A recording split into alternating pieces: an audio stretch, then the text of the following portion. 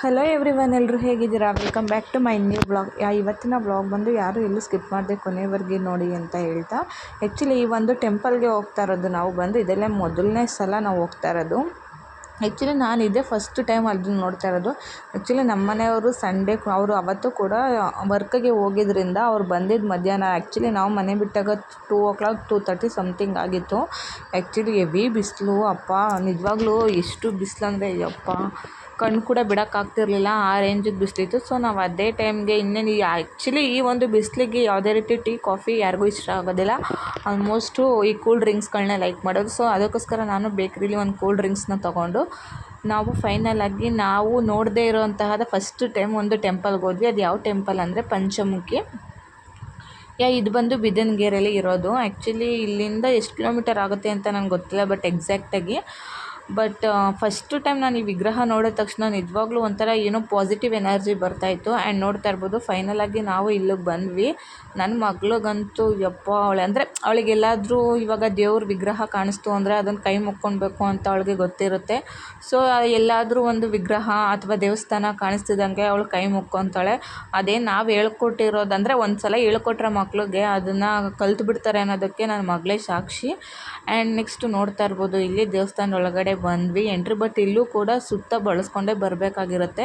Next ಇಲ್ಲಿ ಅವ್ರು ಏನಂದರು ಅಂದರೆ ನವಧಾನ್ಯಗಳನ್ನ ದೇವ್ರಿಗೆ ಅರ್ಪಿಸೋದ್ರಿಂದ ನಾವು ಮನಸ್ಸಲ್ಲಿ ಏನು ಕೇಳ್ಕೊತೀವಿ ಅದು ನೆರವೇರುತ್ತೆ ಅಂತ ಹೇಳಿದ್ರು.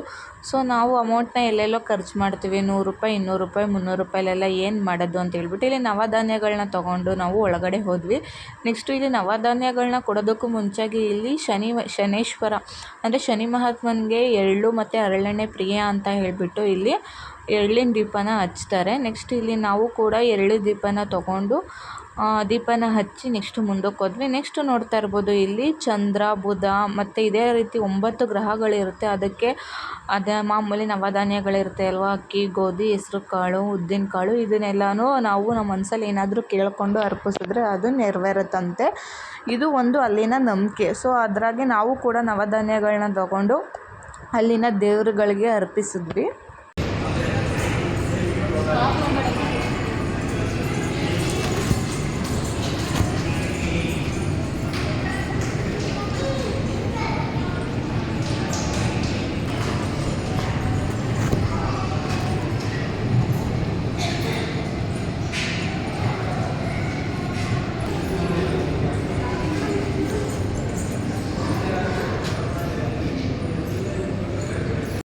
ನೆಕ್ಸ್ಟ್ ನಾನು ನಿಮ್ಗೆ ಹೇಳ್ದಂಗೆ ಇಲ್ಲಿ ಶನಿ ಮಹಾರಾಜನಿಗೆ ಹರಳೆಣ್ಣೆ ಪ್ರಿಯೆ ಅಂತ ಹೇಳಿಬಿಟ್ಟು ಇಲ್ಲಿ ಒಂದು ವಿಗ್ರಹ ಇಟ್ಟಿರ್ತಾರೆ ದೇವಸ್ಥಾನದ ಮುಂದೆ. ಸೊ ದೇವರಿಗೆ ನಾವು ಮನಸ್ಸಲ್ಲಿ ಏನಿರುತ್ತೆ ಅದನ್ನು ಕೇಳಿಕೊಂಡು ಅಥವಾ ಶನಿ ದೋಷ ಏನಾದರೂ ನಮಗಿದ್ರೆ ಅಲ್ಲಿ ಹರಳೆಣ್ಣೆ ತಗೊಂಡು ಅಭಿಷೇಕ ಮಾಡೋದ್ರಿಂದ ಅಂದರೆ ಶನಿ ಏನಾದರೂ ಇದ್ದರೆ ಅದೆಲ್ಲ ಹೋಗುತ್ತೆ ಅಂತ ಅಲ್ಲಿನ ಒಂದು ನಂಬಿಕೆ. ಸೊ ನಾವು ಕೂಡ ಒಂದು ಹರಳೆಣ್ಣೆ ಬಾಟಲ್ನ ತೊಗೊಂಡು ನಮ್ಮ ಮನಸ್ಸಲ್ಲಿ ಏನಿದೆ ಅಂತ ಕೇಳಿಕೊಂಡು ಅಲ್ಲಿ ಎಣ್ಣೆ ಹಾಕ್ಬಿಟ್ಟು ಆಚೆ ಬಂದ್ವಿ.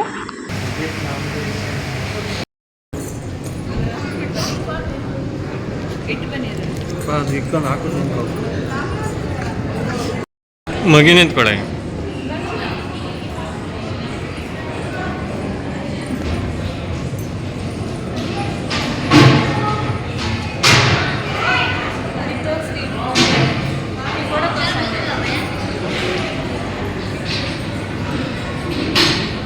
ನೆಕ್ಸ್ಟ್ ಅಲ್ಲಿಂದ ನಾವು ಬಂದಿದ್ದೆ ಹೊರಗಡೆ ಒಂದು ಅಂಬೆಗಾಲು ಕೃಷ್ಣನ ಒಂದು ತೊಟ್ಲು ಇಟ್ಟಿದ್ರು. ಅಂದರೆ ಅಲ್ಲಿ ಒಂದು ಸಂಪ್ರದಾಯ ಏನು ಅಂದರೆ ನಮ್ಮ ಮನಸ್ಸಲ್ಲಿ ಏನಾದರೂ ಅಂದರೆ ಇವಾಗ ಮಕ್ಳು ಇಲ್ಲದೆ ಇರೋರಿಗೆ ಮಕ್ಳ ಭಾಗ್ಯ ಏನಾದರೂ ಬೇಕು ಅಂತಂದರೆ ಅವ್ರ ಮನಸ್ಸಲ್ಲಿ ಕೇಳ್ಕೊಂಡು ಅಲ್ಲಿ ಏನಾದರೂ ತೊಟ್ಲು ಕಟ್ಟಿದ್ರೆ ಮಕ್ಳ ಭಾಗ್ಯ ಕರುಣಿಸ್ತಾನೆ ಅಂತ ಹೇಳಿಬಿಟ್ಟು ಅಲ್ಲಿನ ಒಂದು ಸಂಪ್ರದಾಯ. ನೆಕ್ಸ್ಟ್ ಇಲ್ಲಿ ನೋಡ್ತಾ ಇರ್ಬೋದು ಇದು ಆ ಒಂದು ಟೆಂಪಲ್ನ ಔಟ್ಲುಕ್, ಅಂದರೆ ಆಚೆಗಡೆಯಿಂದ ಈ ರೀತಿಯಾಗಿ ಕಾಣುತ್ತೆ ಎಂಟ್ರೆನ್ಸ್ದು ಇದು ವಿಡಿಯೋ, ಓಕೆನಾ. ನೆಕ್ಸ್ಟ್ ಅಲ್ಲಿಂದ ಬರ್ತಾ ಇರಬೇಕಾದ್ರೆ ಆ್ಯಕ್ಚುಲಿ ಒಂದು ಆನೆದು ಒಂಥರ ವಿಗ್ರಹ ಥರ ಸ್ಥಾಪನೆ ಮಾಡಿ ಬಿಟ್ಟಿರ್ತಾರೆ. ಆ್ಯಕ್ಚುಲಿ ಅದನ್ನು ನೋಡಿದ ತಕ್ಷಣ ನಾನು ದೂರದಿಂದ ಆ್ಯಕ್ಚುಲಿ ಇದು ರಿಯಲ್ ಆನೆ ಅಂತಲೇ ನಾನು ಅಂದ್ಕೊಂಡಿದ್ದಿದ್ದು, ಓಕೆನಾ. ಎಲಿಫೆಂಟ್, ನಿಜವಾಗ್ಲೂ ಎಲಿಫೆಂಟ್ ಅಂತಲೇ ಅಂದ್ಕೊಂಡಿದ್ದು. ಬಟ್ ನಮ್ಮನೆಯವ್ರು ಹೇಳಿದ ಮೇಲೆ ಗೊತ್ತಾಗಿದ್ದು ಅದು ನಿಜವಾಗ್ಲೂ ಆನೆ ಅಲ್ಲ, ಆ ಥರ ಮಾಡಿರೋದವರು ಅಂತ ಹೇಳಿದ ಮೇಲೆ ಗೊತ್ತಾಗಿದ್ದು. ನಿಜ ತುಂಬಾ ಚೆನ್ನಾಗಿದೆ. ಮತ್ತು ಇನ್ನೊಂದು ಏನಂತಂದರೆ ಈ ಟೆಂಪಲ್ ಚೆನ್ನಾಗಿದೆ, ಬಟ್ ಅಂದರೆ ಗೌಡಗೆರೆ ಅಷ್ಟು ಅಂದರೆ ಗೌಡಗೆರೆ ನೋಡಿದ ತಕ್ಷಣ ಎಷ್ಟು ಇಂಪ್ರೂವ್ ಆಗೋಯಿತು ಅಂದರೆ ಕಣ್ಣು ಬಿಡೋಷ್ಟರಲ್ಲಿ ಅಷ್ಟು ಚೆನ್ನಾಗಿ ಇಂಪ್ರೂವ್ ಆಗೋಯಿತು. ಬಟ್ ಇದು ದೇವಸ್ಥಾನ ತುಂಬಾ ಫೇಮಸ್, ಅಂದರೆ ಚೆನ್ನಾಗಿದೆ, ಬಟ್ ಅಂದರೆ ಅಷ್ಟು ರಶ್ ಇಲ್ಲ, ಮೀಡಿಯಮ್ ಆಗಿದೆ. ಓಕೆನಾ. ಆ್ಯಂಡ್ ನೆಕ್ಸ್ಟು ಅಲ್ಲಿಂದ ಬಂದಮೇಲೆ ಇಲ್ಲಿ ಬಂದಿದೆ ನಾವು ಫೋಟೋಸ್ನೆಲ್ಲ ತಗೊಳ್ಳೋಣ ಅಂತ ಹೇಳ್ಬಿಟ್ಟು ಇಲ್ಲಿ ಒಂದು ಆನೆ ಹತ್ರ ಬಂದ್ವಿ. ನೆಕ್ಸ್ಟ್ ಅಲ್ಲಿನ ಒಂದು ಕ್ಯಾಪ್ಚರ್ ಎಲ್ಲ ತೊಗೊಂಡು ಆ್ಯಕ್ಚುಲಿ ಇದೇ ಮೇಯ್ನ್ ವಿಗ್ರಹ ಇಲ್ಲಿ ಬಂದಿರೋದು. ಅಲ್ಲಿ ನೋಡ್ತಾ ಇರ್ಬೋದು ಫೋಟೋಗ್ರಫಿ ಪ್ರೊಹಿಬಿಟೆಡ್ ಅಂತ ಹಾಕ್ಬಿಟ್ಟಿದ್ದಾರೆ. ಹಂಗಿದ್ರು ನಾನು ಹೆಂಗೋ ಮಾಡಿ ಒಂದು ಚೂರು ಕ್ಲಿಪ್ಪಿಂಗ್ಸ್ನ ಆ್ಯಡ್ ಮಾಡ್ಕೊಂಡಿದ್ದೀನಿ. ನೆಕ್ಸ್ಟ್ ಇಲ್ಲಿ ನೋಡ್ತಾ ಇರ್ಬೋದು ಗೋಶಾಲೆ, ಇದಕ್ಕೂ ಕೂಡ ಅಲ್ಲಿ ನಮ್ಮ ಕೈಲಾದಷ್ಟು ದಾನ ಮಾಡ್ಬೋದು ಅಂತ ಹೇಳಿದ್ರು. ಸೊ ನೆಕ್ಸ್ಟ್ ಇಲ್ಲಿ ಎಲ್ಲ ಥರದ ಅಂದರೆ ಆನೆ ಅಷ್ಟೇ ಪ್ರತಿಯೊಂದು ಅಂದರೆ ಈ ಥರ ಹಸುಗಳು ನೋಡ್ತಾ ಇರ್ತೀರಾ, ಅಂದರೆ ಯಾವುದಾದ್ರು ಡಿಫ್ರೆಂಟಾಗಿ ಹಸುಗಳಿದೆ ಅದನ್ನೆಲ್ಲ ತೊಗೊಂಬಂದು ಬಿಟ್ಟಿದ್ರು ಅಲ್ಲಿ. ನೆಕ್ಸ್ಟು ಅಲ್ಲೆಲ್ಲ ಮುಗಿಸ್ಕೊಂಡು ನಾವು ಬಂದಿದೆ ಮಾಗಡಿ ರಂಗನಾಥ ಸ್ವಾಮಿ ದೇವಸ್ಥಾನಕ್ಕೆ. ಆ್ಯಕ್ಚುಲಿ ಇದನ್ನು ಕೂಡ ನಾನು ಫಸ್ಟ್ ಟೈಮೇ ನೋಡಿದ್ದು, ಬಟ್ ಇಲ್ಲೂ ಕೂಡ ತುಂಬಾ ಚೆನ್ನಾಗಿದೆ. ಆ್ಯಕ್ಚುಲಿ ತಿರುಪತಿಯಲ್ಲಿ ಹೆಂಗಿದೆಯೋ ಇಲ್ಲೂ ಕೂಡ ಅದೇ ರೀತಿಯೇ ಇರೋದು. ಚೆನ್ನಾಗಿದೆ ದೇವಸ್ಥಾನ, ತುಂಬ ಚೆನ್ನಾಗಿದೆ. ನೆಕ್ಸ್ಟ್ ಇಲ್ಲಿನ ಫೇಮಸ್ ಏನು ಅಂದರೆ ಕೊಬ್ಬರಿ ಮಿಠಾಯಿ.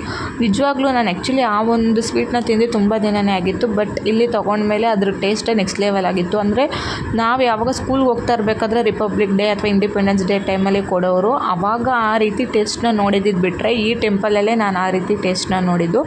ತುಂಬಾ ಚೆನ್ನಾಗಿತ್ತು. 2 ಪೀಸಸ್ ಏನೋ ಕೊಡ್ತಾರೆ ಅಷ್ಟೇ, ಬಟ್ ಅದಕ್ಕೆ 50 ರೂಪೀಸ್. ನೆಕ್ಸ್ಟ್ ಇಲ್ಲಿ ನೋಡ್ತಾ ಇರ್ಬೋದು ಉದ್ಭವ ರಂಗನಾಥ ಸ್ವಾಮಿ ಅಂತ. ಇಲ್ಲಿ ಪೂಜೆ ಮಾಡಿಸ್ಕೊಂಡು ಹೋಗುವಂಥದ್ದು ನಂಬಿಕೆ, ಒಂದು ಭಕ್ತಿ ಮೇಲುಗತೆ ಬಹಳ ಮಹಿಮೆ ಉದ್ಭವ ಆಗಿರೋದು ಮಾಗಡಿ ರಂಗನಾಥ ಸ್ವಾಮಿ ಅಂತ ಕರೀತಾರೆ. ಮಕ್ಕಳ ಆಟೆ ಇದ್ದವ್ರು ಬಂದು ತೊಟ್ಲು ಕಟ್ಟಿ ಬೆಣ್ಣೆ ಅಲಂಕಾರ ಮಾಡ್ಕೊಂಡು ಹೋಗ್ತಾರೆ. ಮಕ್ಕಳ ರಂಗ ಮಾಗಡಿ ರಂಗನಾಥ ಸ್ವಾಮಿ ಅಂತ ಕರೀತಾರೆ. ಏನಾದರೂ ಪ್ರಾರ್ಥನೆ ಇದ್ರೆ ಮಾಡ್ಕೊಳ್ಳಿ, ಒಳ್ಳೆಯದಾಗುತ್ತೆ.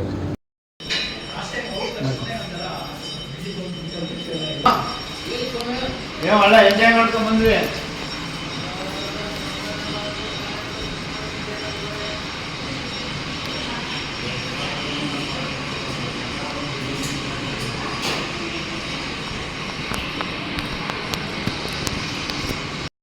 ನೆಕ್ಸ್ಟ್ ದೇವಸ್ಥಾನದಿಂದ ಆಚೆ ಬಿಸಿಲು ಮರಮ್ಮ ಅಂತ ಇದೆ. ಸೊ ಅಲ್ಲಿ ಬಂದು ಪೂಜೆ ಮಾಡಿಸ್ಕೊಂಡು ಇಲ್ಲಿ ಮಧ್ಯಾಹ್ನ ಏನೂ ಊಟ ತಿಂದಿರಲಿಲ್ಲ, ಸೊ ಅದಕ್ಕೋಸ್ಕರ ಚುರುಮುರಿ ತೊಗೊಂಡು ತಿನ್ಕೊಂಡು ನೆಕ್ಸ್ಟ್ ಅಲ್ಲಿಂದ ಬಂದಮೇಲೆ ನಾವು ಬೇರೆ ಪ್ಲೇಸಿಗೆ ಹೋದ್ವಿ. ಅದು ಎಲ್ಲಿಗೆ ಅನ್ನೋದನ್ನ ನಾನು ಪಾರ್ಟ್ 2 ಅಲ್ಲಿ ಹೇಳ್ತೀನಿ. Until that keep watching and keep supporting. Love you all.